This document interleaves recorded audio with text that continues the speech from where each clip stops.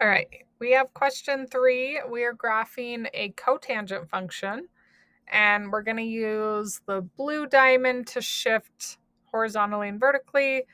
The yellow stretches, so that's our a value, and then the red circle is our period. So notice we're starting with a cotangent. So I'm just going to put in our regular cotangent. We have an asymptote at 0. So it looks like our cotangent. So I'm not going to move anything yet. I just want to make sure it matches. Okay, now I'm going to go to my equation.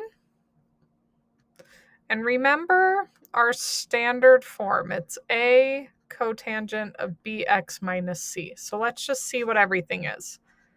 A is 1.5, and that's our stretch. B is 3 pi.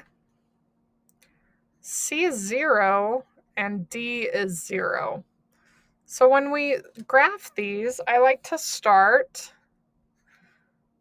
with the stretch. That's the A value. It's the very first one.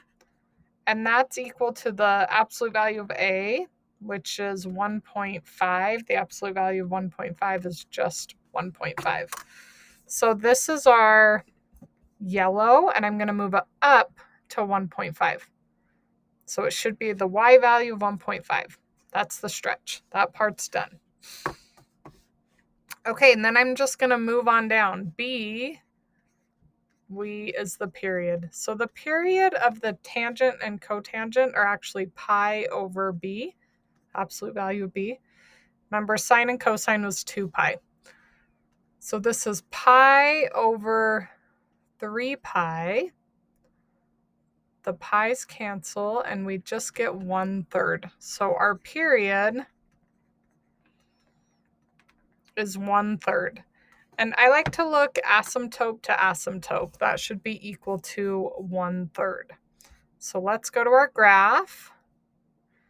And I'm going to use this. This is the one that shifts it over 1/3. So let's see. Right now I'm at -1/2. And I want it to be 1/3. So I'm going to try and move it. Oh, I'm going to have to zoom in here. So if you need to look, shift plus, and then I'm going to try and zoom in here. Okay, so I have my asymptote to asymptote goes 1/3 to 2/3. What's that distance? 1/3. 1/3 plus 1/3 is 2/3. So right now my period is at 1/3. I was trying to get the yellow back in there. So look asymptote to asymptote. And then as I go down through the rest, if I look at my shifts, my phase shift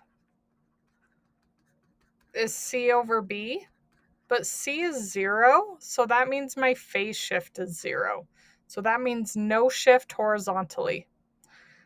And then my fourth one is vertical shift, and again, D is 0, so there's no vertical shift. So from here, we're done. We only had 2 things to move.